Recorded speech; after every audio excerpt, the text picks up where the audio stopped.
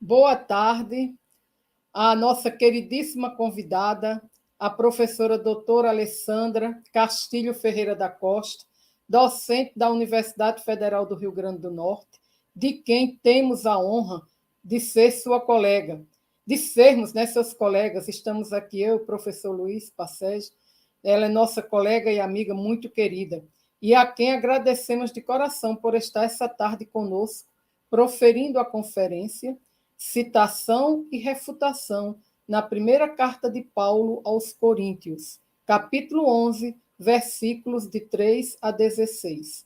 Uma análise linguística da orientação argumentativa e do ponto de vista.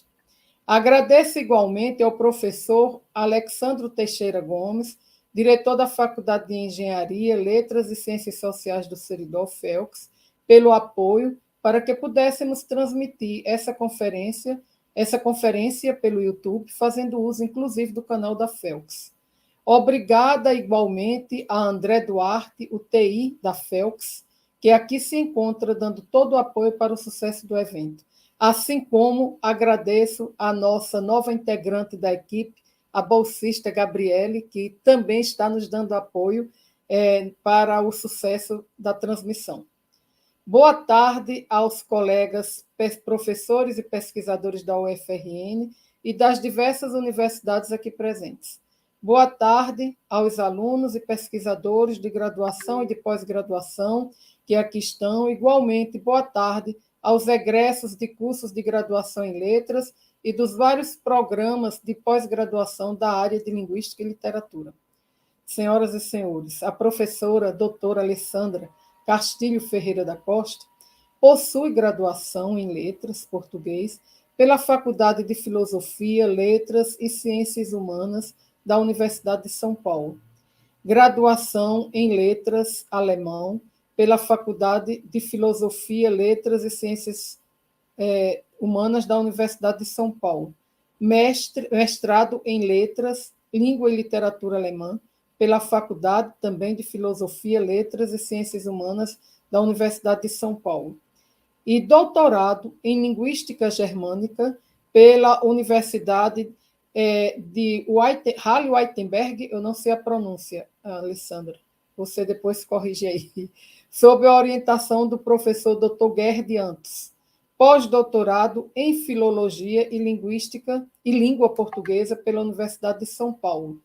E pós-doutorado também pela Universidade de Heidelberg, sob a orientação do professor Dr. Oscar Loureda.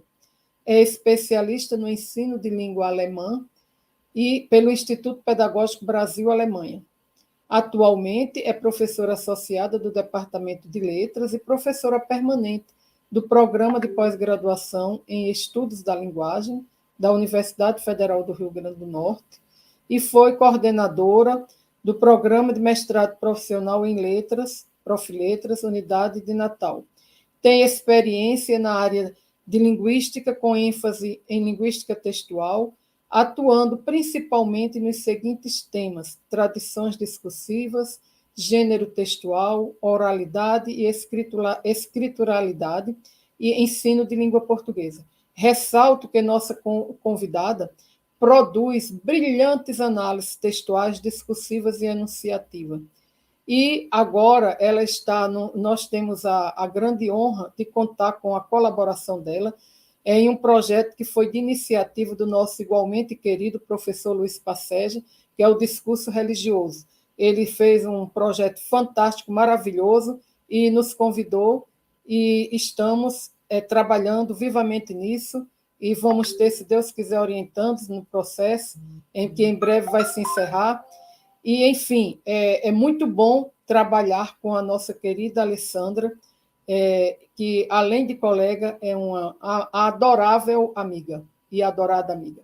Então, nós temos muito a falar sobre ela, dizer que publica muito, tem muitos artigos produzidos, publicados, capítulos de livros, e já organizou 8 livros, ou individualmente, ou em coautoria, em coorganização, não é?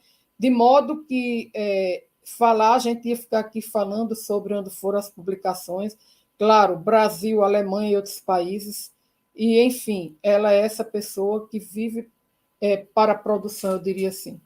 Trabalha bastante e tudo que ela faz é muito bom a gente assistir, porque ela nos traz muitas informações novas sempre. Muito conhecimento ela compartilha. Então, com a palavra, a nossa queridíssima convidada, a professora doutora Alessandra Castilho Ferreira da Costa. Muito obrigada mais uma vez, Alessandra. Eu que agradeço, Graça. Então, primeiro, cumprimento a todos, boa tarde a todos. Desde já, eu agradeço por cada um que está me dando um pouquinho do seu tempo hoje, né? Nosso tempo é precioso, não volta atrás. E então eu espero que aquilo que eu traga hoje que seja bastante proveitoso para todo mundo. Graça, quero agradecer pelo convite, que muito me honra.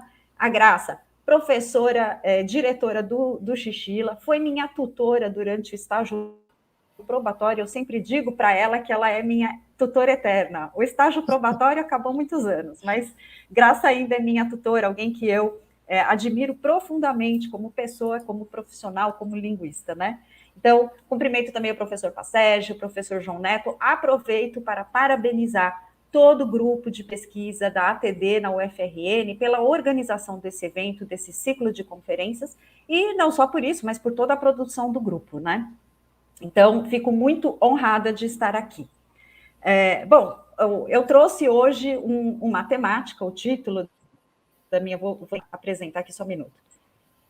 Vocês me avisam se aparece, se os slides aparecem. O título da minha conferência é Citação e Refutação em 1 Coríntios 11, de 3 a 16, uma análise da orientação argumentativa e do ponto de vista. Eu vou organizar a minha fala em 3 momentos. Na introdução, eu vou apresentar o problema que eu quero tratar, meu objetivo nesta comunicação e alguns pressupostos teórico-metodológicos. Depois, a maior parte da conferência vai ser dedicada ao segundo momento, que é a análise dessa passagem. Essa é uma passagem um pouco longa, então eu dividi a análise em 8 blocos. E aí, por fim, nas considerações finais, eu discuto algumas implicações dos achados. Um primeiro aspecto é que essa é uma passagem reputada como difícil e contraditória, e ela tem inúmeras interpretações. Mas dessas inúmeras interpretações, eu quero destacar 3 interpretações aqui bem diferentes. A interpretação tradicional diz que 1 Coríntios de 11, 3 a 16 é a passagem em que o apóstolo Paulo comanda que as mulheres usem véu quando orarem e profetizarem. É esta interpretação que se encontra nos comentaristas bíblicos e nos pais da igreja, e é aquela adotada pela maior parte de comentaristas. Mas uma segunda interpretação tem um grupo de autores que defendem que essa passagem, na verdade, é uma interpolação. Quer dizer, não seria um texto do apóstolo Paulo, mas o texto de outro autor que um editor inseriu nessa epístola. Um terceiro grupo de intérpretes propõe que, na verdade, essa passagem traz trechos de cartas dos coríntios e que Paulo cita esses trechos para refutá-los, e que, na verdade, eram os coríntios que desejavam impor o véu, e Paulo se opõe a essa imposição. Então, nós temos 3 interpretações muito diferentes, uma passagem considerada difícil, contraditória, e a gente ainda tem outras complicações. Então, o Deus Scott, por exemplo, ele explica que manuscritos gregos antigos, como é o caso dessa epístola, eles eram formulados em sequências de letras maiúsculas contínuas, sem pontuação, portanto, sem aspas, nem espaçamento entre as palavras. Isso quer dizer que aquilo que nós, leitores modernos, encontramos hoje quando a gente lê a Bíblia, aquela divisão por palavras, a pontuação, a divisão por capítulos, por versículos, tudo isso é uma questão de interpretação. Outro problema é que na antiguidade era prática comum incorporar uma citação no texto sem fórmula. E aí cabia ao intérprete, ao leitor ou ouvinte, reconhecer que é uma citação. Bom, mas aí a gente tem um problema. Como identificar citações sem fórmula introdutória? Eu vou tentar contribuir para essa questão de um ponto de vista linguístico.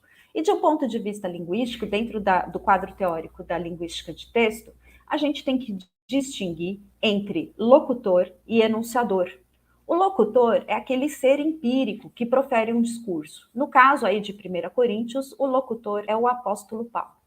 Mas o locutor, ele pode relatar um discurso que não é a sua posição. E nesse caso, ele não é o enunciador, a instância que assume aquele ponto de vista. Um exemplo do Ducrot deixa isso claro. Então, o sujeito A diz o seguinte: você é um imbecil. E o sujeito B responde: ah, eu sou imbecil, você vai ver. O sujeito B relata o discurso do sujeito A, sem apresentar a fórmula de introdução. Mas ele não assume esse discurso como a sua posição, o que fica claro com a ameaça que vem: você vai ver. E a esse respeito, Adam, então, faz uma observação muito relevante. Ele diz que para que um mesmo segmento textual possa conter dois sentidos contraditórios, é preciso que as proposições sejam assumidas por enunciadores diferentes, PDV1 e PDV2. Então, um primeiro passo para a gente identificar citações sem fórmula introdutória é justamente identificar a orientação argumentativa dos enunciados. Com orientação argumentativa, eu estou me referindo ao direcionamento que todo enunciado dá, ele incita a inferir uma conclusão. Aí, lógico, surge a pergunta: como identificar essa conclusão? Bom, do ponto de vista da linguística, esse encadeamento argumentativo, então, essa passagem de uma proposição A para uma conclusão, é feito microestruturalmente por conectores e macroestruturalmente por sequências de proposições enunciados, como, por exemplo, esquemas argumentativos, os topoi. Essa noção, topoi, não é consenso na linguística nem nos estudos da argumentação. Então, em Aristóteles, os topoi koinoi aparecem como esquemas argumentativos abstratos que a gente pode usar para criar ou interpretar discursos sobre qualquer assunto. Na abordagem da nova retórica, esses lugares aristotélicos são lidos como pontos de acordo entre o enunciador e o auditório. Já Ducrot, na teoria da argumentação na língua, ele define o topos como a relação entre duas escalas inscritas na própria língua. Mais tarde, Ducrot abandona essa noção de topos em favor da de bloco semântico. No modelo de traduções discursivas, Kabbatek define o topos como uma implicatura convencionalizada, um tipo de tradição de conteúdo. E neste estudo eu vou seguir essa perspectiva da tradicionalidade discursiva e entendo os topoi como esquemas argumentativos habitualizados, padronizados, convencionalizados no discurso, que guiam os cálculos argumentativos para uma conclusão e são implicitados no discurso. Quer dizer, esses esquemas argumentativos, eles não aparecem com todas as suas premissas explícitas no discurso. Eu vou dar um exemplo para vocês. A gente tem aqui o topos do mais e do menos. Esse topos prevê o seguinte: premissa maior, se o que é mais provável acontecer não acontece, então o que é menos provável também não acontece. Premissa menor, o mais provável não aconteceu. Logo, o que é menos provável também não acontecerá. Esse esquema argumentativo, ele guia os cálculos nos dois memes que eu trago aqui como exemplo. Então, no primeiro meme, o enunciador diz: se nem meu parto foi normal, por que eu seria? O raciocínio aqui é que o mais provável é que o parto seja normal. Dado que o mais provável não ocorreu, o que é menos provável, que a pessoa seja normal, também não ocorrerá. Ou seja, a orientação argumentativa desse meme é para a conclusão de que a pessoa não é normal. Já no segundo meme, a Nazaré diz assim: se até a própria família fala mal de nós, o que esperar do resto? Aqui também se raciocina que o mais provável é a família apoiar a pessoa. Mas, dado que o mais provável não ocorreu, a família não apoia, mas fala mal do indivíduo, então o menos provável, que é outras pessoas apoiarem, também não ocorrerá. Muito bem. Então, esse primeiro passo é identificar a orientação argumentativa do enunciado a partir de conectores e topoi. Mas aí vem o segundo passo, que é identificar o ponto de vista, quer dizer, o conteúdo proposicional de um enunciado, ele pode ser assumido ou não pelo locutor enunciador como a sua posição. Mas, se você identifica movimentos de refutação, por exemplo, isso significa que o locutor se desengaja desses conteúdos proposicionais. Quer dizer, ele não assume esse conteúdo como a visão dele. E aí, nesse caso, a gente tem, então, um enunciado pertencente ao ponto de vista de enunciadores segundos, que é refutado e que é, portanto, uma citação do discurso oponente. Então, nessa comunicação, o meu objetivo é analisar a orientação argumentativa e o ponto de vista para verificar a ocorrência de citações e refutações em 1 Coríntios 11, de 3 a 16. E esses pontos todos que eu estou falando, eles levam em conta aquilo que Adam propõe. Então, Adam, ele propõe este tripé para a gente olhar para a proposição enunciado. Então, toda proposição enunciado, ela tem um ponto de vista, ela tem uma responsabilidade enunciativa, alguém que assume aquilo como sua posição. Ela também tem uma representação discursiva, ela representa um determinado conteúdo discursivamente e permite, então, que a gente identifique a atitude do enunciador perante os objetos. E ela tem uma orientação argumentativa. Muito bem, eu vou ler, então, a passagem na íntegra e depois a gente passa para a análise dos diferentes blocos. Então, começa assim. Mas quero que saibais que Cristo é a cabeça de todo homem, e o homem a cabeça da mulher, e Deus a cabeça de Cristo. Todo homem que ora ou profetiza, tendo a cabeça coberta, desonra a sua própria cabeça. Mas toda mulher que ora ou profetiza com a cabeça descoberta, desonra a sua própria cabeça, porque é como se estivesse rapada. Portanto, se a mulher não se cobre com o véu, tosquice também. Mas, se para a mulher é coisa indecente de tosquiar-se ou rapar-se, que põe o véu. O homem, pois, não deve cobrir a cabeça, porque é a imagem e glória de Deus, mas a mulher é a glória do homem. Porque o homem não provém da mulher, mas a mulher do homem. Porque também o homem não foi criado por causa da mulher, mas a mulher por causa do homem. Portanto, a mulher deve ter sobre a cabeça sinal de poderio por causa dos anjos.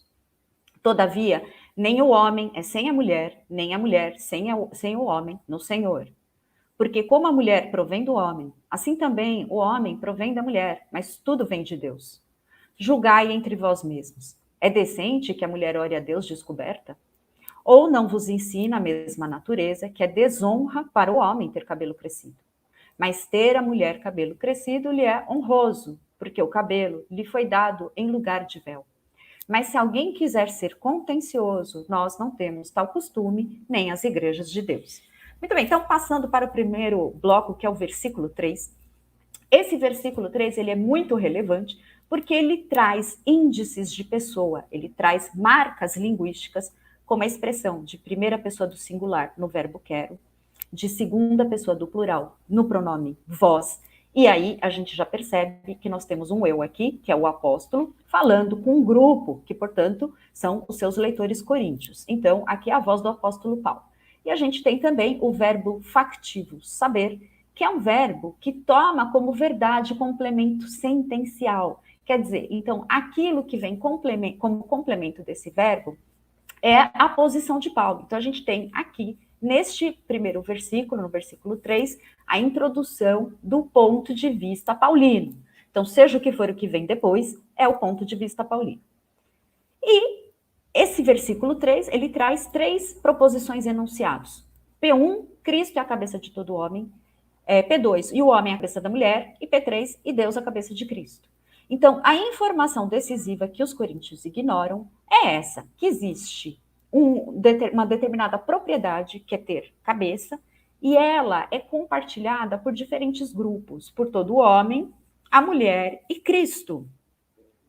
Agora, esses diferentes grupos, cada um deles tem traços semânticos específicos. Então, em P1, por exemplo, Cristo é a cabeça de todo homem, o item Cristo, ele é representado discursivamente com um caráter sobre-humano, já que P1 diz que todo homem tem uma cabeça, mas isso não acarreta que Cristo tem uma cabeça, porque P1 informa que Cristo é que é a cabeça de todo homem. Então, ele recebe aqui um traço semântico divino, ausente tanto em homem quanto em mulher.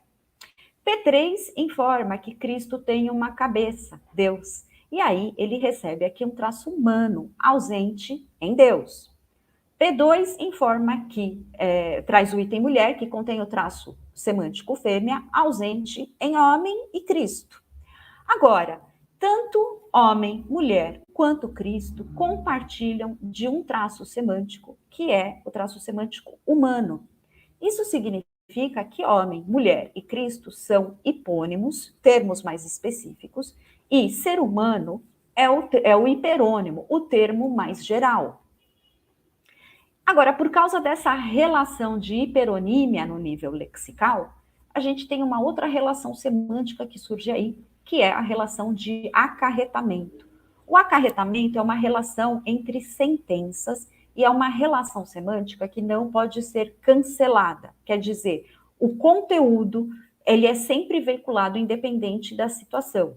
Por exemplo, se eu digo, eu comi uma maçã, essa sentença acarreta que eu comi uma fruta.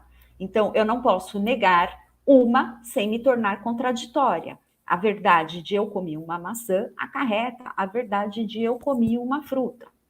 E por causa dessa hiperonímia entre ser humano e todo homem, mulher e Cristo, a gente também tem um acarretamento aqui entre P1, P2, P3 e P4. P4 diz que todo ser humano tem uma cabeça.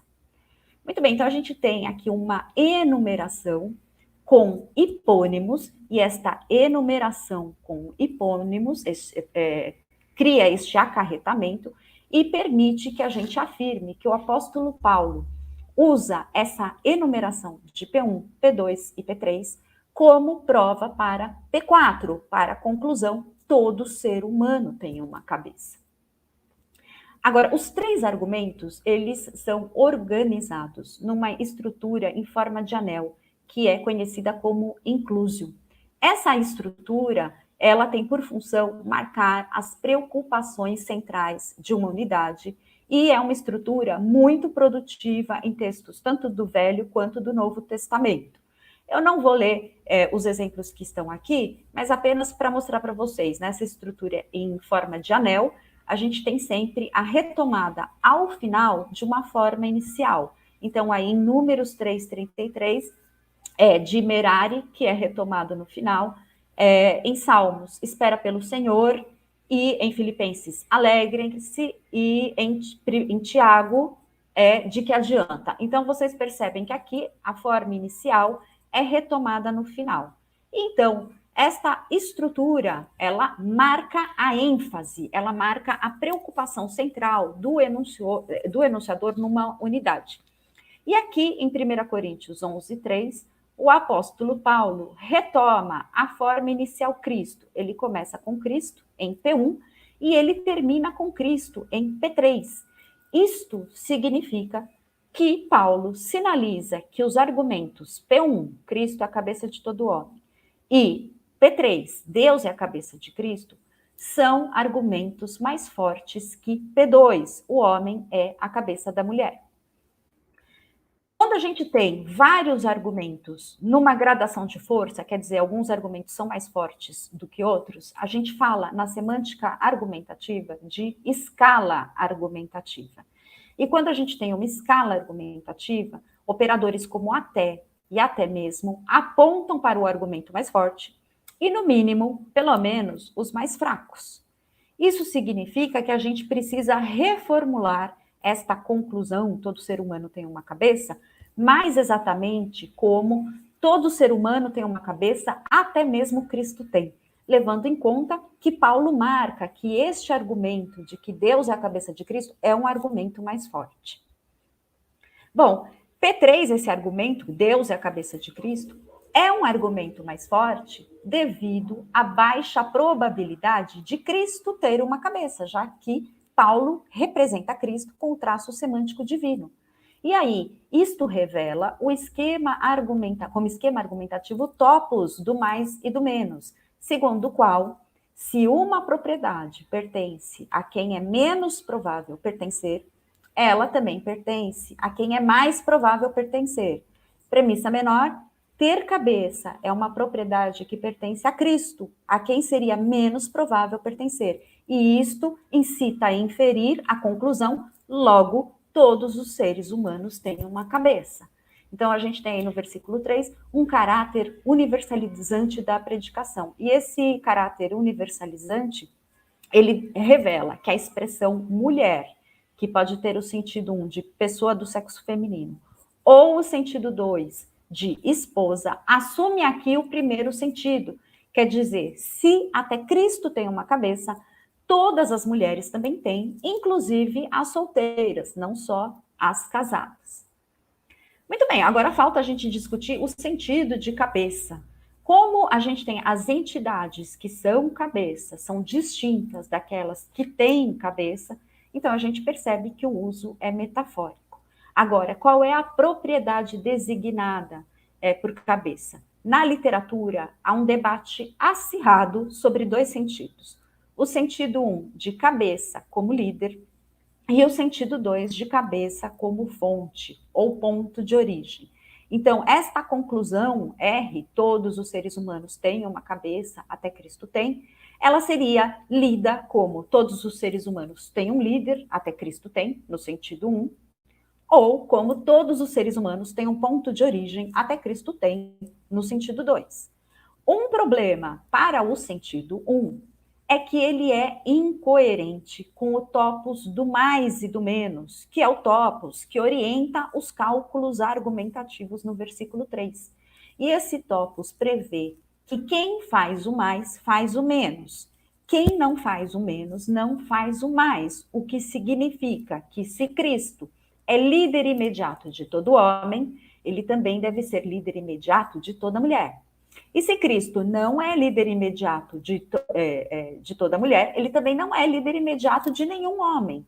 Então, a gente tem aqui um problema de incongruência. No sentido 2, no sentido de fonte, esse versículo 3 evoca a narrativa da criação, atribuindo a Cristo o papel de criador de todo homem, inclusive de Adão. E evoca também o nascimento virginal de Cristo nos evangelhos, com Deus é a cabeça de Cristo. Bom, por que é que Paulo quer que os coríntios saibam que todos os seres humanos têm uma cabeça? Até Cristo tem. E qual é o sentido de cabeça? Se é líder ou ponto de origem, a gente vai clarificar nos próximos 2 blocos. Bom, a gente tem agora um bloco, que é o bloco dos versos de 4 a 6, em que se discute o uso de véu, a cobertura de cabeça por homens e mulheres, se devem ou não cobrir a cabeça durante as atividades de orar e profetizar. E a gente tem, neste bloco, diversos esquemas argumentativos. Esse predicado desonra a própria cabeça, que aparece tanto no verso 4 quanto no 5, então todo homem que ora ou profetiza tendo a cabeça coberta, desonra a própria cabeça. Toda mulher que ora ou profetiza com a cabeça descoberta, desonra a própria cabeça. Esse predicado revela o topos das consequências negativas. Então, esse esquema argumentativo prevê que se o evento A ocorrer, então consequências negativas também ocorrerão. Logo, o evento A, no caso, o homem cobrir a cabeça e a mulher descobrir a cabeça, não deve ocorrer, o que incita a inferir a conclusão R. Logo, nenhum homem deve cobrir a cabeça e nenhuma mulher descobrir a cabeça. Então, essa orientação argumentativa desses 2 versículos. Mas a gente tem não só uma série de paralelismos, mas a gente também tem uma série de rupturas, de quebras de simetria. Então, tem todo homem, toda mulher, cabeça coberta, cabeça descoberta. E essas rupturas, essas quebras de paralelismo, elas evidenciam o uso do topos dos sujeitos contrários. Esse esquema argumentativo diz que se o tratamento Y é requerido do sujeito X, para o sujeito contrário X' é requerido o tratamento contrário Y'. Uma vez que a gente tem nesses versículos o tratamento Y, descobrir a cabeça, requerido de X todo homem, e o tratamento Y', cobrir a cabeça, de X' toda mulher, logo, nós temos como uma premissa implícita aí nesse bloco que X todo homem é o sujeito contrário de X' toda mulher. Agora, dessa premissa implícita, a gente pode tirar outras inferências. Se o homem e a mulher são sujeitos contrários, infere-se que se X todo homem é imagem de Deus e, portanto, humano, então X' toda mulher não é. E isso virá à superfície no versículo 7, mais adiante. Outro topos que aparece é o da analogia nesse trecho, como se estivesse rapada. Então, a gente tem aí no versículo 5 a introdução de uma justificativa. Então, o conector porquê instaura uma relação de causalidade e introduz uma comparação que aparece na sequência como justificativa para o que foi dito antes. E o operador como aqui constrói, então, uma correspondência entre uma cabeça rapada e a cabeça feminina descoberta, quer dizer, a cabeça feminina sem véu. Esse topos da analogia, ele diz que se X, a cabeça rapada, e Y, a cabeça feminina descoberta, são similares quanto à propriedade Q, não cobrir, e se X, cabeça rapada, tem a propriedade P, que é ser vergonhosa, logo Y, cabeça feminina descoberta, também tem, o que permite inferir a conclusão de que Y, uma cabeça feminina descoberta, é vergonhosa. Essa a orientação argumentativa desse trecho. Bom, agora, desta analogia, a gente também tira outras inferências. Dado que o cabelo da mulher e uma cabeça rapada são similares quanto à propriedade que não cobrir, infere-se de um lado que no caso da mulher, cobrir significa usar um manto ou véu.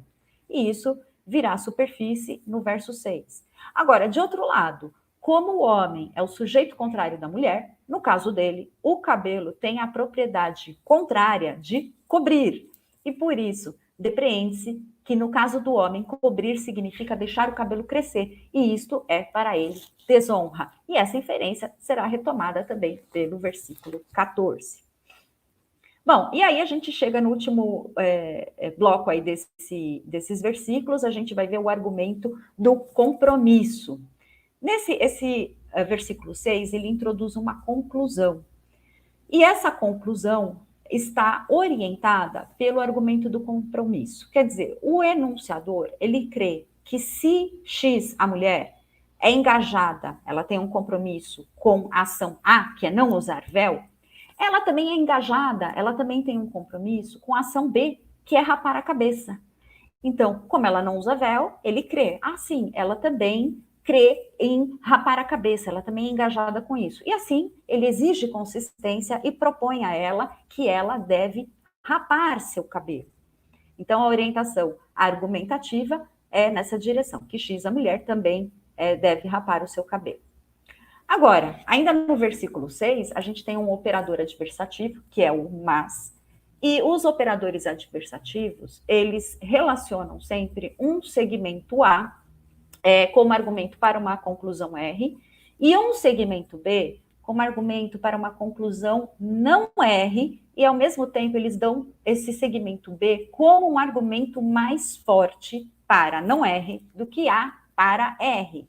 E aqui, nesse trecho, o operador mas, então, relaciona o bloco, se lhe é vergonhoso o tosquiar-se ou rapar-se, com cumpre-lhe usar véu. Quer dizer, então a gente tinha ali no bloco anterior uma demanda de rapar a cabeça, já que você não usa o véu, que você rape a cabeça. Mas aí o enunciador introduz o argumento mais fraco, a consequência negativa desse argumento mais fraco, que é a vergonha de tosquear ou rapar-se, antes de introduzir o argumento mais forte.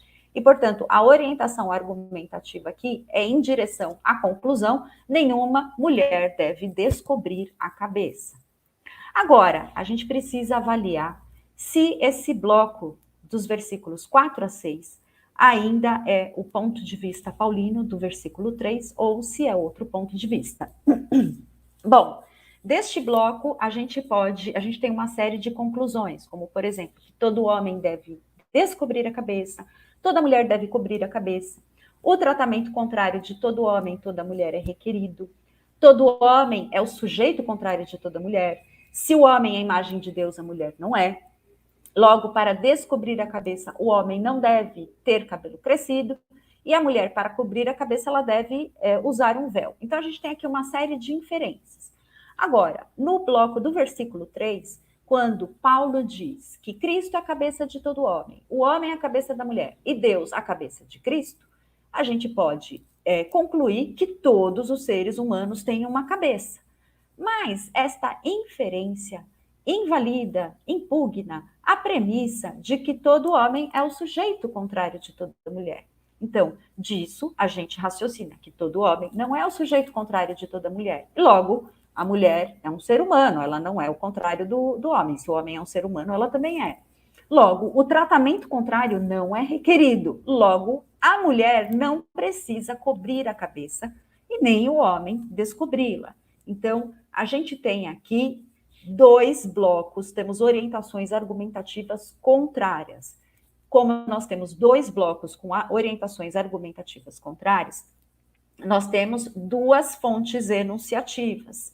E como existe um movimento de refutação do versículo 3 ao bloco dos versículos 4 a 6, então, este enunciador do versículo 3, ele se desengaja do bloco dos versículos 4 a 6, quer dizer, ele não assume este bloco como a sua posição, como o seu ponto de vista, ele não assume a responsabilidade enunciativa, mas imputa tal responsabilidade a enunciadores segundos.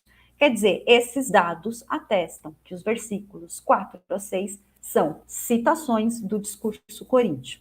E aí a gente entende por que é que Paulo queria que os coríntios soubessem que Cristo é a cabeça de todo homem, o homem da mulher e Deus de Cristo. É porque esta informação de que todos os seres humanos têm uma cabeça, até Cristo tem, corrige a visão de mundo dos coríntios. Aí a gente passa para o bloco dos versículos de 7 a 9, e neste bloco a gente tem logo no início uma conclusão que vem à tona, que é o homem, pois, não deve cobrir a cabeça, e esta conclusão é relacionada a um bloco de justificativas estruturadas em porque A mais B.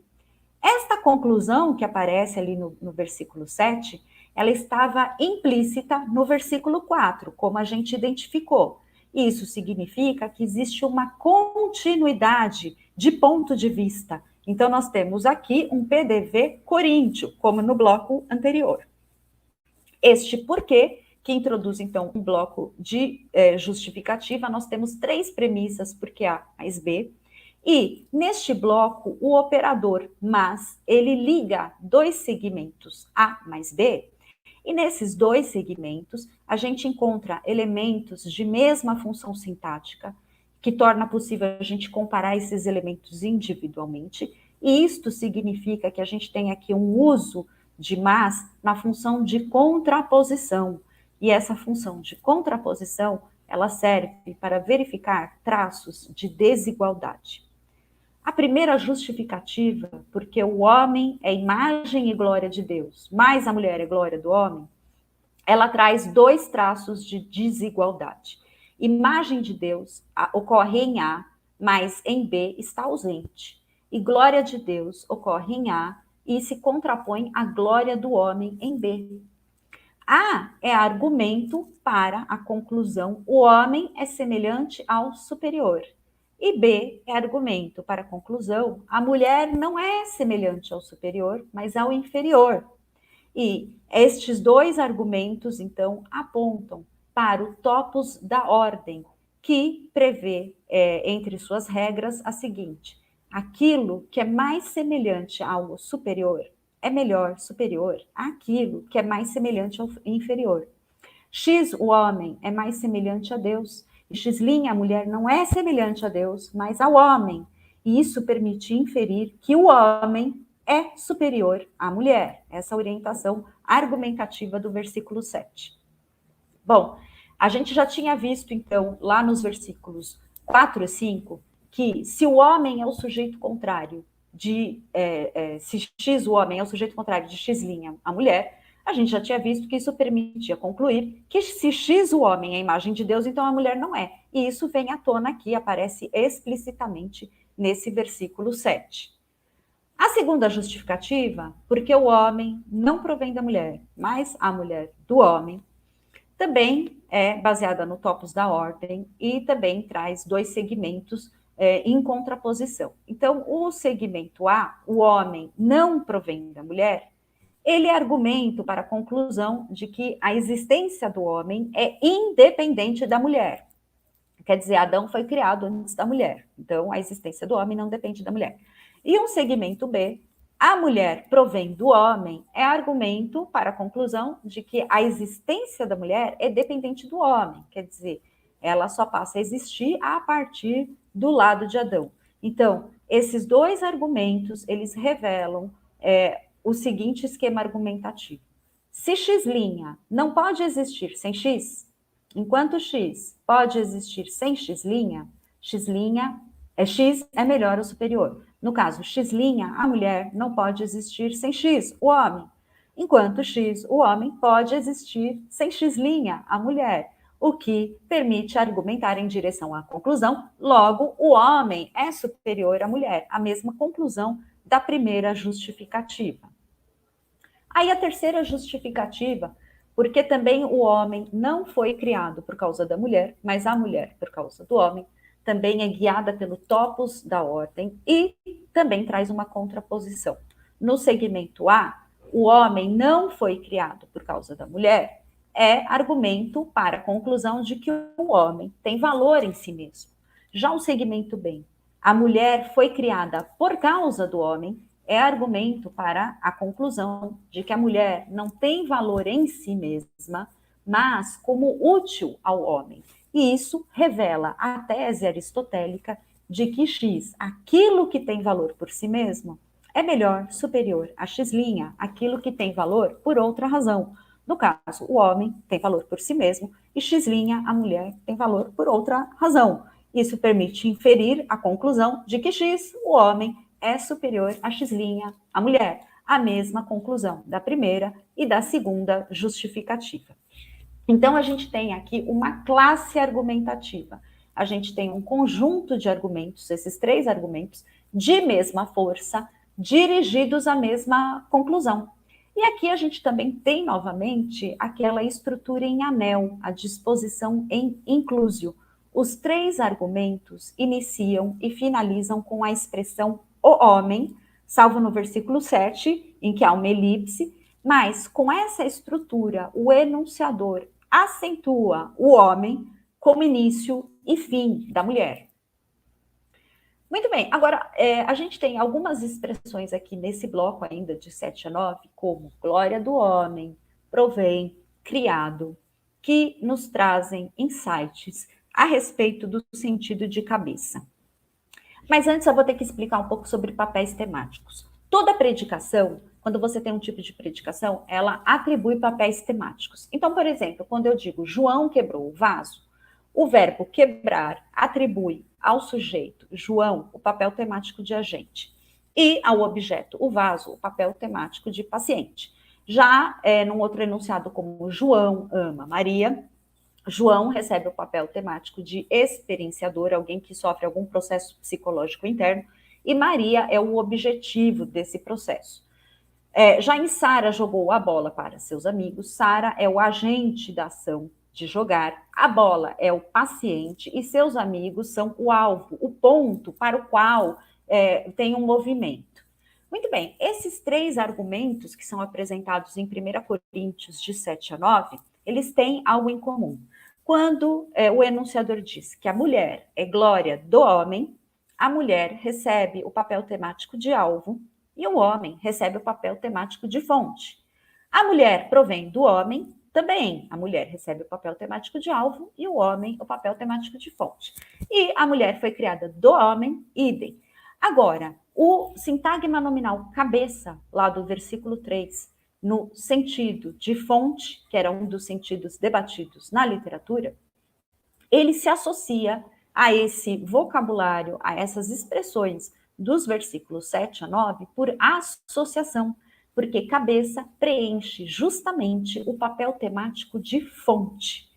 Essa associação, então, dessas expressões glória do homem, provir, ser criado e cabeça, origina um acarretamento, aquela relação semântica que eu comentei, quando o conteúdo de uma sentença está incluído no conteúdo de outra sentença. E as informações contidas em a mulher é glória do homem, a mulher é feita do homem, e a mulher foi criada por causa do homem, estão contidas e acarretam 4. O homem é a cabeça, fonte da mulher. Muito bem, este acarretamento permite que o sintagma nominal a cabeça, na acepção de fonte, no verso 3, parafraseie e encapsule o conjunto de argumentos dos versos 7 a 9. A gente tem aqui um fenômeno que é a anáfora indireta, é a introdução de uma expressão referencial como conhecida, como ativa na memória do leitor, a partir de relações léxico-semânticas com o contexto antecedente. Então, a gente tem aqui, implicitamente, os coríntios argumentam que o homem é superior à mulher. E explicitamente, esta superioridade é justificada porque ele, o homem, é a fonte da existência da mulher. Paulo argumenta que todos os seres humanos têm uma cabeça, ele encapsula esse conjunto de argumentos como cabeça, então o enunciado, o homem, a cabeça da mulher, é um encapsulamento desses argumentos. E aí, a partir da enumeração, Cristo é a cabeça de todo homem e Deus a cabeça de Cristo, ele argumenta na direção de que todos os seres humanos têm uma cabeça. Quer dizer, não apenas as mulheres têm uma cabeça, os homens também têm, e até mesmo Cristo, o que significa que a mulher não é inferior por ter uma cabeça, e, portanto, ela não precisa usar véu. Bom, mas aí vocês podem me perguntar, e o sentido de cabeça como líder, ele é adequado? Bom, esse sentido de cabeça como líder, a gente também teria uma relação de associação aqui. Então, cabeça no sentido de líder, ele se associa à expressão ter autoridade, que vai aparecer no versículo 10. A gente já vai comentar o verso 10. Então, no verso 10, nós temos lá que a mulher deve ter autoridade. E no versículo 3, o homem é a cabeça da mulher. Bom, cabeça no sentido de líder cria uma incongruência entre o verso 3 e o verso 3, e o verso 10. O verso 3, se eu leio o verso 3 de cabeça como líder, a mulher não é cabeça de ninguém, ela não é líder de ninguém, ela nunca pode receber autoridade. Mas aí o verso 10 atribui justamente à mulher a autoridade que ela deve ter sobre sua cabeça. Então existe uma incongruência. Isso quer dizer que o próprio texto desautoriza entender cabeça como líder. Então, a gente não tem esse sentido de líder, ele é incoerente com o topos do mais e do menos, que guia os cálculos argumentativos no versículo 3, e ele é incoerente também por causa dos papéis temáticos que aparecem no verso 10 e no verso 3. Bom, mas indo para esse versículo 10. O versículo 10, a tradução diz o seguinte: portanto, a mulher deve ter sobre a cabeça sinal de poderio por causa dos anjos. Então, esse versículo 10, ele introduz uma conclusão. Essa conclusão poderia ser traduzida literalmente como, portanto, a mulher deve ter autoridade sobre a cabeça por causa dos anjos. Mas aí, como a gente viu, a gente tem 2 blocos antecedentes. A gente tem o versículo 3 com PDV paulino e a gente tem os versículos 4 a 9 com PDV coríntio. E aí surge a questão, qual desses 2 blocos exerce o papel de causa A para o bloco B de consequência? Então, é preciso analisar isso. Agora, é decisiva a perífrase ter autoridade, o significado e o uso dessa perífrase para a gente poder detectar esse bloco. Quando você lê as traduções do versículo 10, em geral, você encontra alguma expressão como sinal de ou símbolo de, algumas trazem até mesmo véu. Então, a tradução diz, a mulher deve ter sobre a cabeça sinal de poderio, ou deve trazer sobre a cabeça véu. Agora, a tradução literal de exousian action é incompatível com o comando de uso de véu, e é por isso que os tradutores acrescentam essa expressão sinal de e propõem entender a existência de uma metonímia, ou seja, a autoridade estaria em lugar de véu, quer dizer, a mulher deve ter sobre a cabeça véu, e aí, em vez disso, o apóstolo diria, a mulher deve ter sobre a cabeça a autoridade, significando que, na verdade, ela deve trazer o véu em sinal de submissão à autoridade masculina. Bom, essa proposta de interpretar a autoridade como, na verdade, metonímia de véu, ela não se sustenta do ponto de vista dos dados linguísticos. Um primeiro problema é que essa perífrase, exousian action, no Novo Testamento, sempre traz o sujeito com o papel temático de fonte e nunca de alvo. Vou dar alguns exemplos. Então, ali em Mateus 9:6, o Filho do Homem tem autoridade na terra ou sobre a terra. Aqui é o Filho do Homem que recebe o papel temático de fonte da qual a autoridade se move. E a terra é o alvo sobre o qual recai essa autoridade. Em Apocalipse 11:6, estes têm poder sobre as águas. De novo, estes recebem o papel temático de fonte de autoridade e as águas o papel temático de alvo sobre o qual a autoridade recai. Lucas 19:17. O Senhor fala lá para o servo, por ter sido confiável no pouco, governe sobre 10 cidades. Então, este servo é que é a fonte de governo sobre 10 cidades, e as 10 cidades são o alvo desse governo. Muito bem, um comentarista, o Ramsay, ele diz o seguinte, que interpretar no versículo 10, a mulher deve ter autoridade como um sentido passivo, de que ela não é a fonte da autoridade, mas o alvo da autoridade, é uma ideia absurda sobre a qual um estudioso do grego riria em qualquer lugar, exceto no Novo Testamento, em que, como parecem pensar, palavras gregas podem significar qualquer coisa que os comentaristas escolham. Então, primeiro que é agramatical atribuir, então, ao sujeito de deve ter autoridade o papel temático de alvo. Esse sujeito recebe sempre o papel temático de fonte. Aduz-se, então, Mateus 8:9, para provar que essa perífrase pode ter um sentido passivo. Com sentido passivo é a atribuição de papel temático. Muito bem, em Mateus 8:9, você tem um homem diz o seguinte, sou homem sob autoridade. Mas em Mateus 8:9 é a preposição sob que situa o homem num plano inferior em relação ao substantivo abstrato autoridade. E aí você tem um uso metafórico no sentido de o plano inferior é subalternidade. Essa preposição não aparece no versículo 10. E se a gente parafraseasse esse trecho com a expressão ter autoridade, mesmo assim, o papel temático de fonte iria para o sujeito outros, ou seja, sou homem sobre o qual outros têm autoridade, e não sobre o qual, o homem. Então, quer dizer, esse sujeito continua a exercer o papel temático de fonte, e Mateus 8:9 não mostra, não comprova o contrário. Agora, o terceiro argumento, que é entender autoridade como metonímia de véu, viola uma série de condições para a existência de metonímias. Então, Lakoff e Johnson, no Metaphors We Live By, eles explicam que as metonímias, elas se formam a partir de relações sistemáticas, e entre as condições nós temos o item fonte e o item alvo, eles têm que estar estreitamente relacionados e devem pertencer ao mesmo domínio.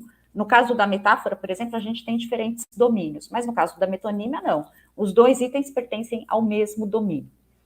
A direção do processo metonímico é entender o mais abstrato em termos do mais concreto, e isso facilita o processamento cognitivo da informação. Já uma suposta metonímia de autoridade no lugar do véu viola essas condições. Os dois itens não pertencem ao mesmo domínio. Inclusive, seria mais natural você argumentar que véu é símbolo de submissão, mas não de autoridade.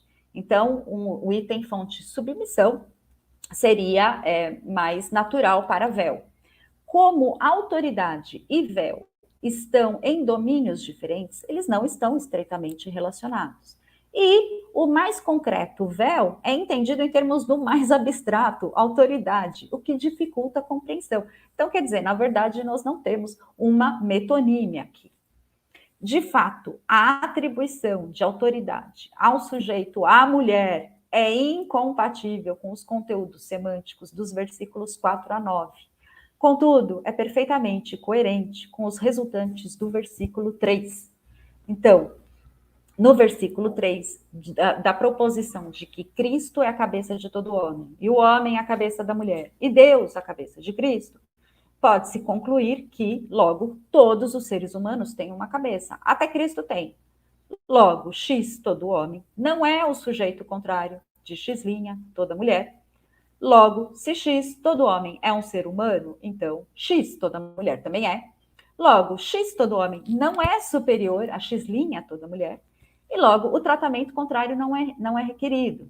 Logo, X', toda mulher, não precisa cobrir a cabeça. E, portanto, é este bloco de PDV paulino que se opõe e refuta o bloco de PDV coríntio, que constitui a causa A para a consequência. Portanto, a mulher deve ter autoridade sobre a cabeça, por causa dos anjos. Agora, por causa dos anjos, a gente tem a introdução de uma justificativa. E esse sintagma nominal, então a gente tem aí dos anjos. Então, anjos é um termo que é usado na Bíblia, tanto para se referir a seres celestiais, e aí a gente tem a tradução anjos ou demônios, quanto a seres humanos. E aí, nesse caso, a tradução diz mensageiros. E esse vocábulo, ele é o núcleo do sintagma nominal, e ele é acompanhado por um artigo definido. Isso nos comunica que a entidade é conhecida. Agora, se a entidade é conhecida, a gente tem aí 3 possibilidades. A primeira possibilidade é que a entidade é contextualmente recuperável. A segunda é que ela já foi mencionada antes.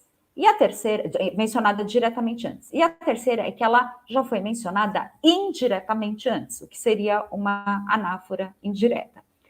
Com relação à possibilidade A, a gente pode dizer que não é recuperável pelo contexto. Nós temos várias tentativas de adivinhação na literatura, mas só pelo contexto a gente não consegue entender qual é essa justificativa, por causa dos anjos, porque alguns entendem que são anjos maus, que são demônios, e que para a mulher se proteger deles ela tem que usar véu, outros entendem que são anjos bons, e porque os anjos usam véu, porque eles cobrem o seu rosto, então a mulher também tem que cobrir. Então tem várias tentativas de adivinhação. O que quer dizer que não é recuperável pelo contexto.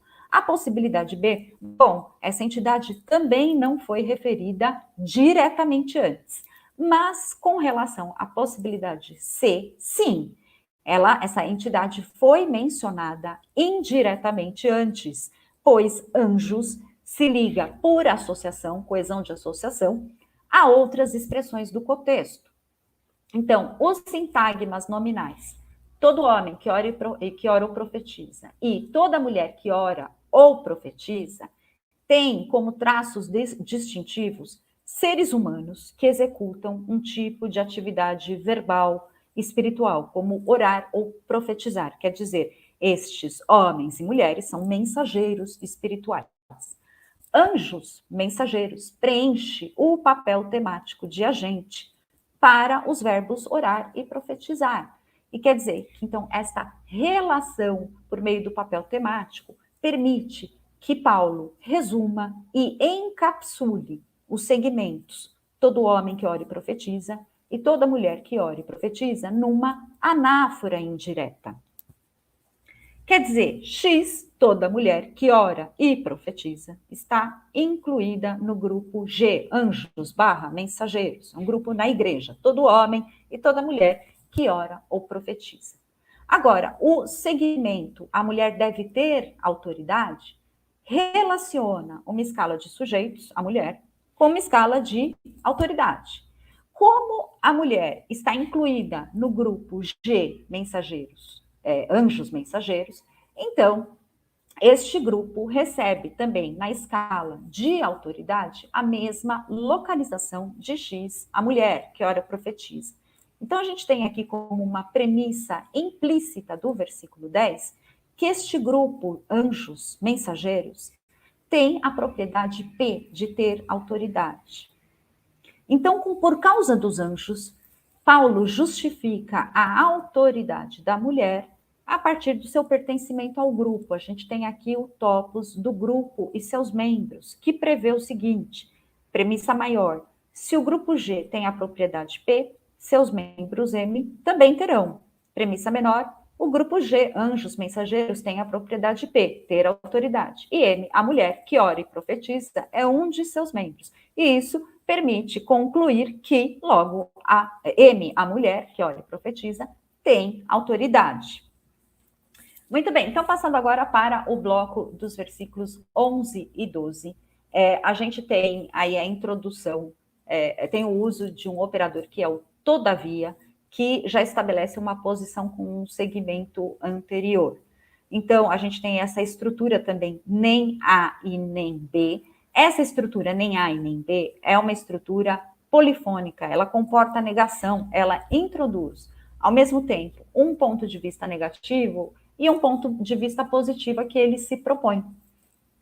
E aí, esse versículo 11, quando diz nem o homem é sem a mulher, nem a mulher é sem o homem, a gente tem uma contradição à inferência do verso 8, de que a existência do homem é independente da mulher. Então, lá no verso 8, o enunciador diz, porque o homem não provém da mulher, e isso era argumento para a conclusão de que a existência do homem é independente da mulher. Mas aqui, o enunciador do versículo 11 contradiz essa inferência. O todavia, então, opõe o PDV do verso 11 ao PDV coríntio do verso 8. E, portanto, a gente tem aqui um PDV paulino em continuidade ao versículo 10. Aí o versículo 11 é argumento para a conclusão de que o homem e a mulher são mutuamente dependentes. O homem não é sem a mulher, nem a mulher sem o homem. Muito bem, mas aí a gente tem a introdução de uma justificativa. A gente tem uma estrutura A porque B, em que B é argumento em favor de A. Então, o verso 12 introduz uma justificativa para o verso 11. E, por isso, a gente tem uma continuação de PDV paulino. E esta justificativa, ela se organiza numa estrutura como A, assim também B. A gente tem uma comparação por igualdade como justificativa. Então, essa comparação por igualdade é porque, como a mulher provém do homem, assim também o homem provém da mulher, mas tudo vem de Deus.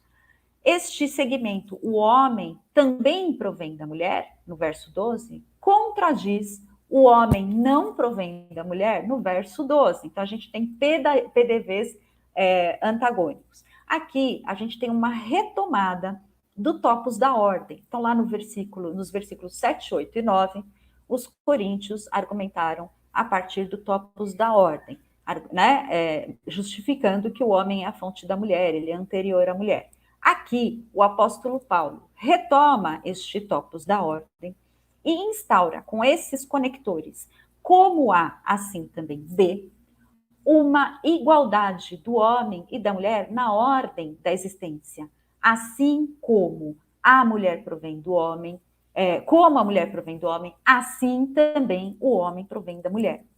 Bom, esta igualdade na ordem da existência faz corresponder também uma igualdade na escala de superioridade, o que permite, então, concluir que o homem não é superior à mulher, nem a mulher ao homem. E isto justifica a conclusão de dependência mútua no versículo 11. Aí somente o elemento Deus, mas tudo vem de Deus, assume uma posição superior nessa escala, porque ele sim é anterior ao homem e à mulher. Bom, com isso, Paulo refuta o argumento da ordem da criação usado pelos coríntios. Enquanto lá no versículo 8, os coríntios diziam, porque o homem não provém da mulher, mas a mulher do homem, portanto, dado que Eva foi formada de Adão, logo o homem é anterior à mulher, logo o homem é superior à mulher. Paulo refuta, dizendo que porque como a mulher provém do homem, assim também o homem provém da mulher. Quer dizer, dado que Eva foi formada de Adão, e depois dele todo homem é gerado de uma mulher, logo, a ordem de existência da mulher é igual à ordem de existência do homem. Logo, o homem não é superior à mulher. Ele organiza esses dois versículos em anéis, em inclusio, e os dois anéis alternadamente enfatizam o homem e a mulher. Então, no versículo 11, nem o homem sem a mulher, nem a mulher sem o homem, inicia e finaliza com o homem. E no versículo 12, como a mulher provém do homem, o homem provém da mulher, inicia e finaliza com a mulher. Esta simetria e esta alternância produz, então, este efeito de igualdade, efeito de igualdade entre o homem e a mulher.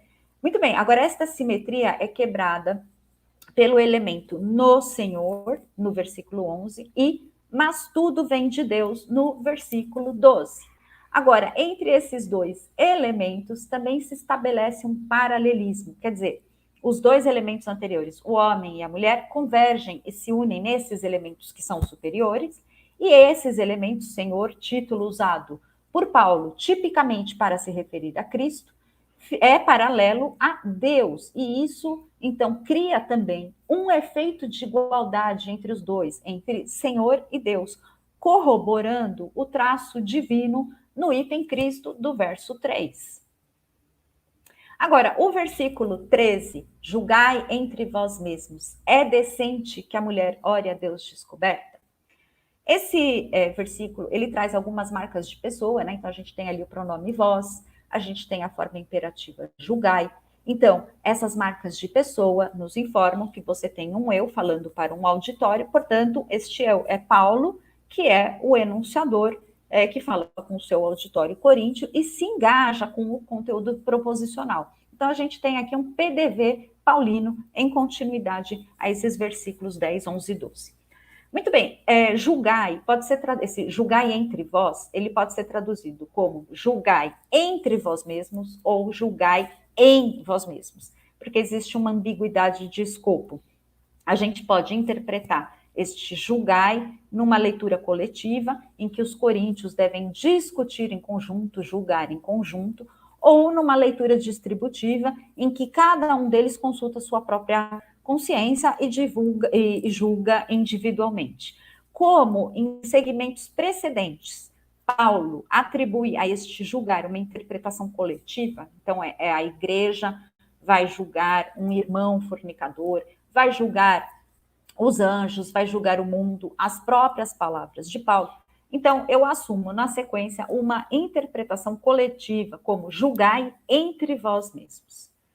Esse verso 13, ele é traduzido como pergunta retórica. Perguntas retóricas afirmativas têm a força ilocucionária de asserção negativa. Então, quando se traduz é decente que a mulher ore a Deus descoberta, a gente entende que o enunciador afirma que é indecente que a mulher ore a Deus descoberta.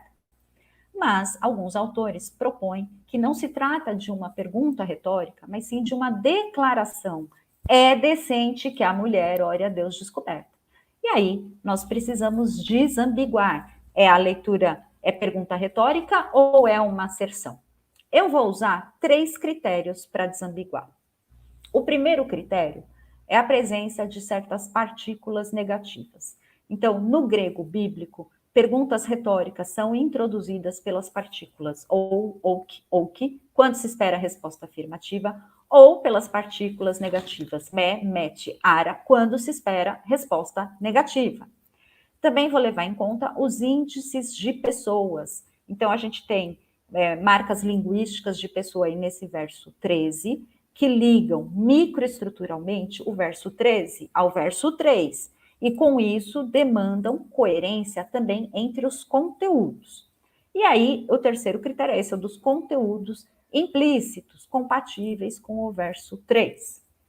Com relação ao primeiro critério, então, essa questão das partículas, a gente tem uma ausência dessas partículas. Como essas partículas estão ausentes, isso desfavorece a leitura como pergunta retórica e favorece a leitura como asserção.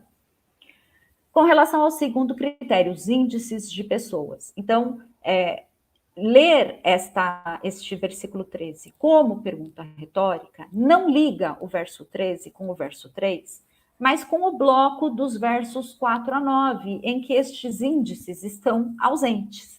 Já ler como asserção liga o verso 13 com o verso 3, em que esses itens estão presentes. Agora, levando em conta aqui os conteúdos semânticos implícitos, o verso 3, como a gente retoma aqui algumas inferências. Do verso 3, a gente pode inferir que todos os seres humanos têm uma cabeça, até Cristo tem.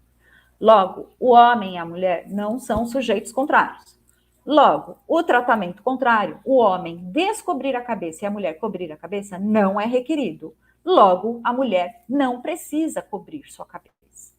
Agora, da leitura do versículo 13 como pergunta retórica, é decente que a mulher ore a Deus descoberta, a gente pode inferir que não é decente que a mulher ore a Deus descoberta, dado que indecência é uma consequência negativa, então P, a mulher orar descoberta, não deve ocorrer, e, portanto, a mulher deve cobrir sua cabeça. Esta conclusão, esta inferência é contraditória à inferência do versículo 3 de que a mulher não precisa cobrir sua cabeça.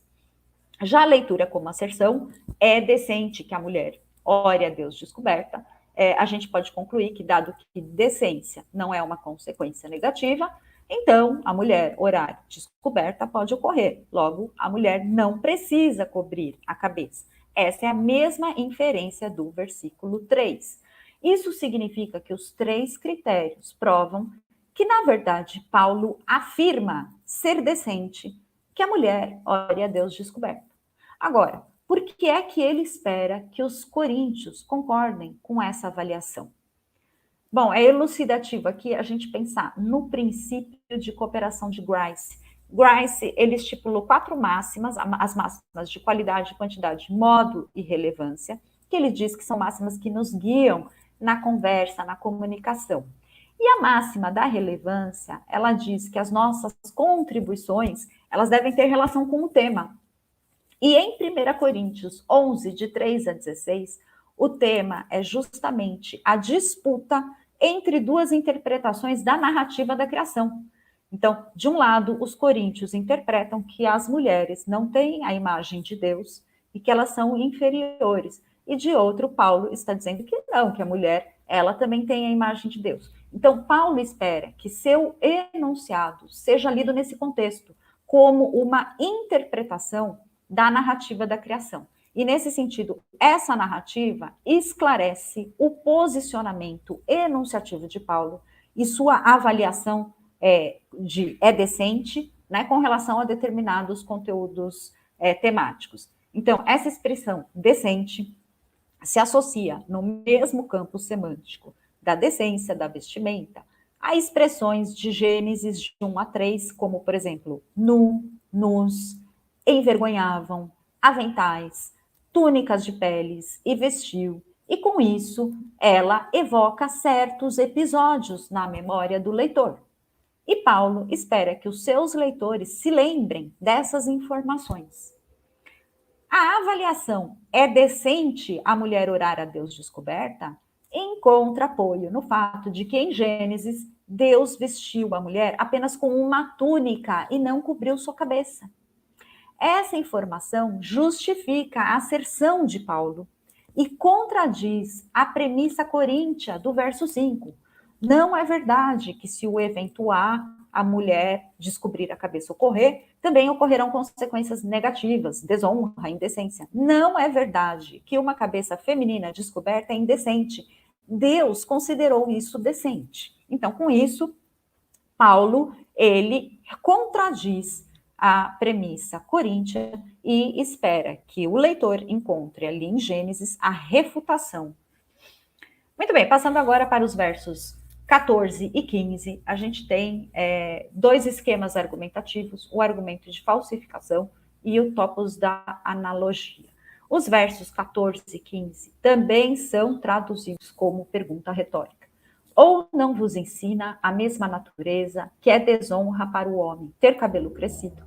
Entretanto, se a mulher tiver cabelos compridos, isso é para ela uma glória, pois os cabelos compridos lhe foram outorgados como se fosse um manto. Bom, então, esta pergunta retórica, ela tem a força de uma asserção positiva. A mesma natureza vos ensina que é desonra para o homem ter cabelo crescido. Entretanto, se a mulher tiver cabelos compridos, isso é para ela uma glória. Agora, alguns autores também afirmam que se trata de outra asserção. E aí, nesse caso, nós teríamos que ler esses versículos como: a mesma natureza não vos ensina que é desonra para o homem ter cabelo comprido. Entretanto, se a mulher tiver cabelos compridos, isso é para ela uma glória. Então, aqui nós também vamos ter que desambiguar e eu vou usar novamente 3 critérios. O primeiro critério é a presença de ou de. Esse verso 14, ele é introduzido por ou de, partícula com o sentido de nem mesmo. Chiamarra, ele diz que, ou ele garante que ou de não ocorre em perguntas retóricas. Paget diz que nunca é usado por Paulo nesse contexto. Walter e Orr dizem que a presença de ou de nos versos 14 e 15 é inusual. E Baumert explica que se os versículos 14 e 15 fossem uma pergunta, eles seriam iniciados por ou que, e que ou de introduz uma oração declarativa. Bom, mas outro autor, Payne, discorda e defende que ou de pode ocorrer em perguntas retóricas. E para isso ele apresenta Marcos 12, 10 e Lucas 23, 40 como prova. Só que em Marcos 12, 10 e Lucas 23, 40, a gente não tem perguntas retóricas, mas perguntas enviesadas. Perguntas retóricas têm polaridade reversa. Então, uma pergunta positiva implica numa resposta negativa. E uma pergunta negativa numa resposta positiva. Já perguntas enviesadas têm a mesma polaridade. Então, em Marcos 12, 10, quando Jesus pergunta aos fariseus: ainda não lestes esta escritura? Ele não está querendo dizer que eles leram, mas ele está buscando confirmação de que os fariseus não leram.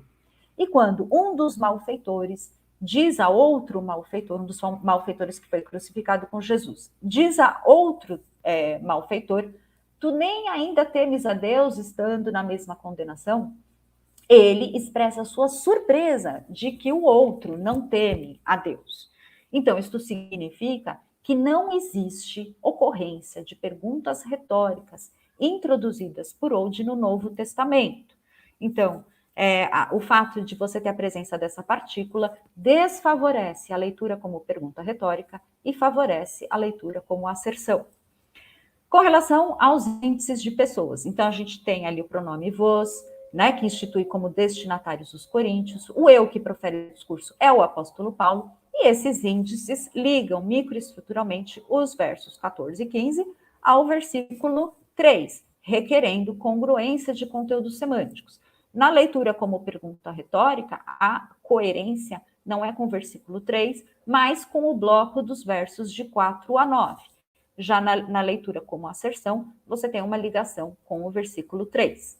Bom, quanto aos conteúdos semânticos, então a gente tem, do verso 3, a gente pode inferir, mais uma vez, que todos os seres humanos têm uma cabeça, que o X, o homem, não é o sujeito contrário de X, a mulher, e logo o tratamento contrário não é requerido.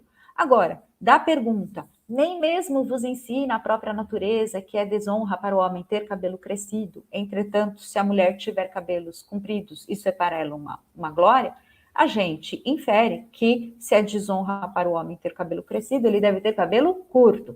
Se para a mulher é uma glória ter cabelo comprido, ela deve ter cabelo comprido e ela não deve cobri-los, ela deve mostrar, é uma glória. Se o tratamento Y, ter cabelo curto, é requerido do sujeito X, o homem, e o tratamento Y', mostrar seus cabelos compridos de X', a mulher, logo, X, o homem, é o sujeito contrário de X', a mulher. Então, esta inferência é contraditória à inferência do versículo 3. Já na leitura como asserção, a gente pode concluir que, se nem mesmo a própria natureza ensina que é desonrar para o homem ter cabelo comprido, então, se não é desonra para o homem ter cabelo comprido, ele pode ter cabelo comprido.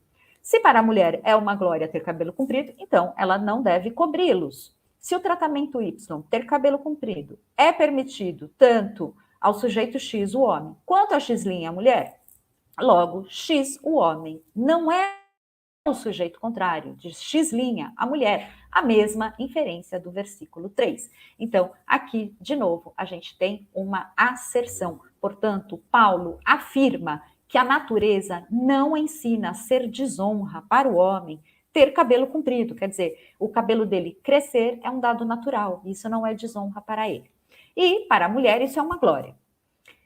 Muito bem, essa partícula, ou D, posiciona-se no versículo 14 antes do sintagma nominal à própria natureza. Quer dizer, uma tradução deveria dizer mais exatamente, nem mesmo a própria natureza ensina que é desonra para o homem, né?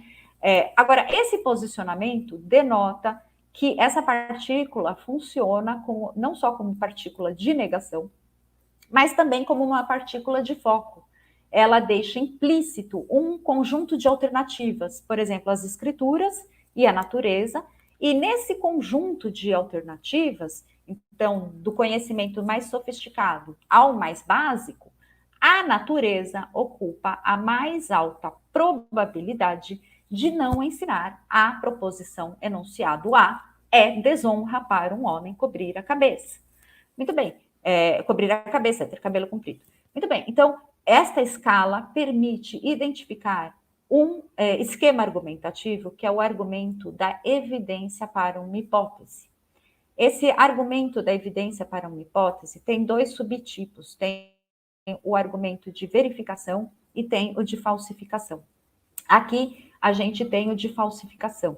E esse argumento de falsificação diz o seguinte: se A, uma hipótese, for verdadeira, então B, uma proposição reportando um evento, será observada como verdadeira.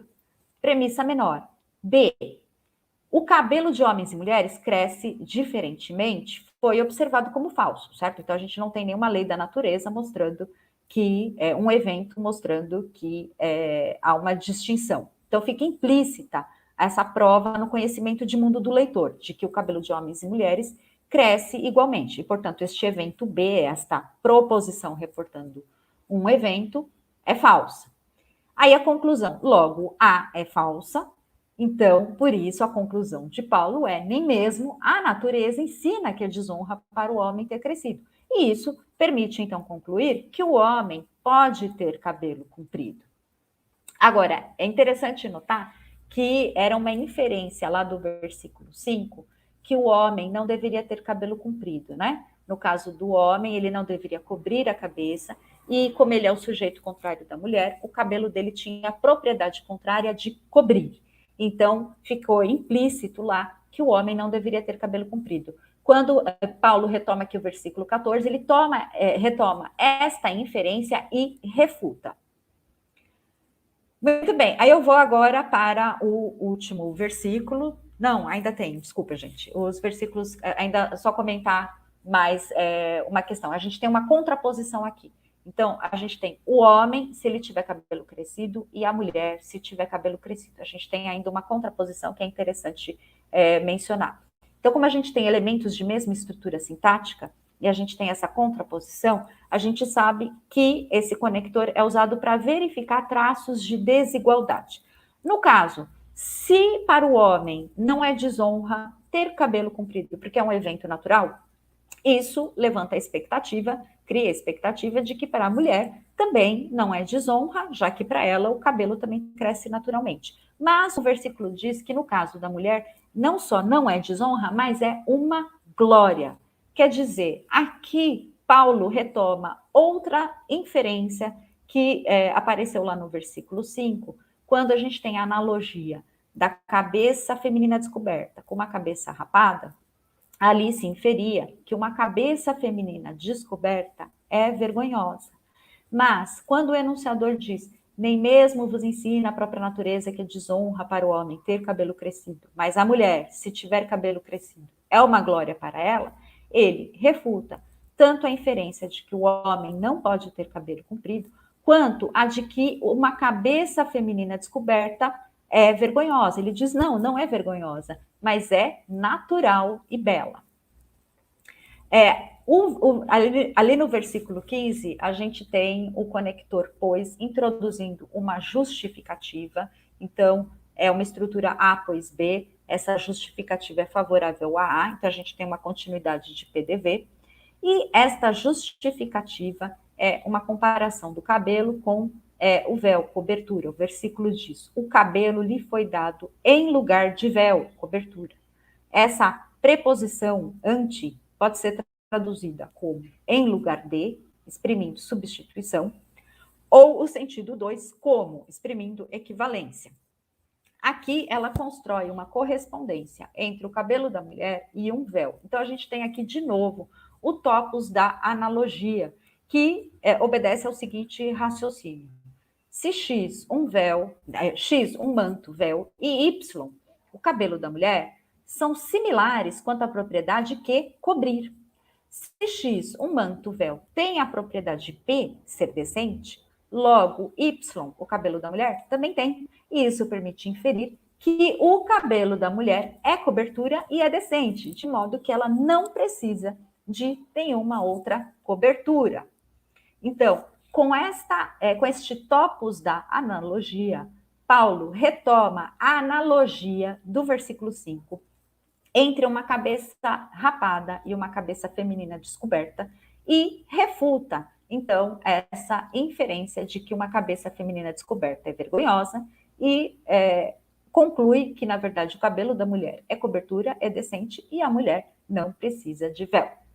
Muito bem, nós chegamos ao último versículo, já estou com 1h23 e eu vou tentar ser sucinta. Então, o último versículo, o versículo 16, diz: mas se alguém quer ser contencioso, nós não temos tal costume nem as igrejas de Deus. A gente tem aqui uma estrutura CP, então que este C, ele introduz uma entidade deôntica, que é o desejo de alguém de ser contencioso. Como ele introduz uma entidade deôntica, então, na verdade, esta estrutura CP funciona como a motivação para que o enunciador escolha informar que, ou seja, nós não temos tal costume nem as igrejas de Deus. Ali o sintagma tal costume, ele tem uma função anafórica que fica evidente pelo demonstrativo. E também se refere a alguma entidade deôntica, alguma ação nos segmentos precedentes. Bom, essa expressão, tal costume, ela tem tido 3 interpretações na literatura. Uma interpretação é que tal costume retoma ser contencioso. Então, nós teríamos alguém dizendo assim, se alguém quer ser contencioso, nós não temos tal costume. Então, tal costume retomaria ser contencioso. Como a gente tem aqui o uso do pronome nós e a menção às igrejas, a gente já sabe que aqui quem é o enunciador é o apóstolo Paulo, porque ele e os seus colaboradores visitavam e conheciam muitas igrejas. Então, como apóstolos e missionários, eles viajavam bastante. Então, essas marcas de pessoa instituem Paulo e seus colaboradores como os enunciadores aqui. É um PDV paulino. Muito bem. Então, uma possibilidade seria entender que Paulo, com tal costume, ele se refere a ser contencioso. Olha, nós não temos o costume de ser contenciosos. Contra essa interpretação, Chiamarra, ele diz que Paulo caracteriza a contenda como pecado e, portanto, ele não se referiria a ser contencioso como mero costume. Uma segunda interpretação propõe que o costume que Paulo diz que não tem é o de homens cobrirem e as mulheres descobrirem suas cabeças, orando e profetizando. Um problema aqui é que a gente já viu que no verso 3 a gente tem uma asserção e ali Paulo afirma ser decente que a mulher ore a Deus descoberta. E por isso seria incoerente entender que agora, no versículo 16, ele fosse repudiar este costume que ele considerou decente. A terceira possibilidade é que é o costume dos homens descobrirem a cabeça, ou seja, eles terem que usar cabelo curto, e as mulheres cobrirem suas cabeças, ou seja, terem que usar véu, orando e profetizando, numa refutação por Paulo dessa imposição coríntia. Bom, aí nesse caso, a gente tem essa interpretação, ela é adequada do ponto de vista do gerenciamento das vozes e também da expressão de modalidade deôntica. Esse tal costume retomaria os versos 6 e 7, em que aparece lá a ordem, a obrigação para a mulher que ponha o véu, e o homem, pois, não deve cobrir a cabeça. São ações obrigatórias que devem ser executadas repetidamente. Então, quer dizer, a gente tem aqui uma terceira anáfora indireta. Em 1 Coríntios 11, 16, Paulo encapsula que põe o véu, o homem, pois, não deve cobrir a cabeça, esse costume, interpreta esta obrigação apresentada pelos coríntios como costume e nega seu compromisso com ela, dizendo: não temos tal costume nem as igrejas de Deus. Muito bem, isso deixa entrever que, de um lado, para os coríntios, o uso do véu e o homem usar o cabelo curto, para eles era uma regra estabelecida. E aí a gente consegue identificar como um esquema argumentativo que Paulo refuta o seguinte: é o esquema do argumento das regras estabelecidas. Premissa maior: se a execução da ação A, o homem descobrir a cabeça, a mulher cobrir a cabeça, é a regra estabelecida para X igreja, X deve executar A. Premissa menor: executar a ação A é a regra estabelecida para X. Logo, X é a igreja, deve executar A, o homem descobrir a cabeça e a mulher cobri-la.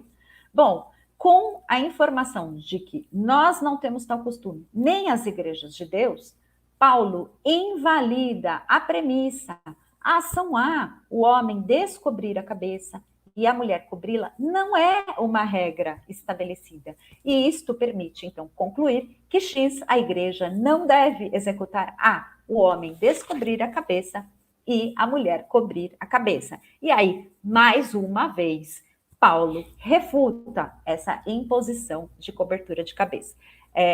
Bom, então eu chego agora às considerações finais. A gente viu que a gente tem 2 blocos de proposições enunciados e implícitos com orientações argumentativas contraditórias.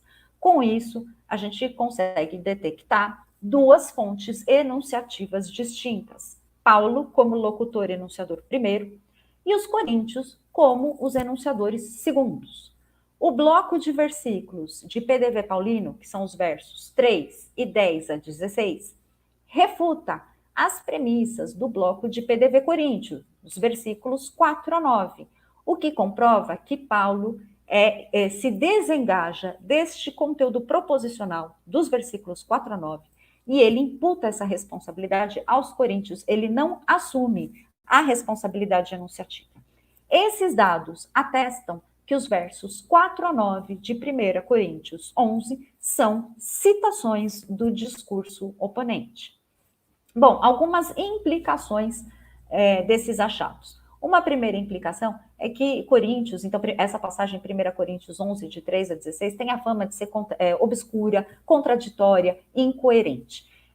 Uma implicação é que, na verdade, não é uma passagem incoerente ou contraditória, mas sim que nós temos incoerências que se originam do descompasso entre as expectativas do autor e as do leitor. Quer dizer, o leitor, principalmente o leitor moderno, ele espera encontrar indicações explícitas de citação. E a gente percebe que Paulo espera justamente que nós identifiquemos premissas implícitas e explícitas, conteúdos, movimentos de refutação. Então, a gente percebe também que Paulo é um argumentador tenaz. Ele refuta todas as premissas implícitas dos coríntios.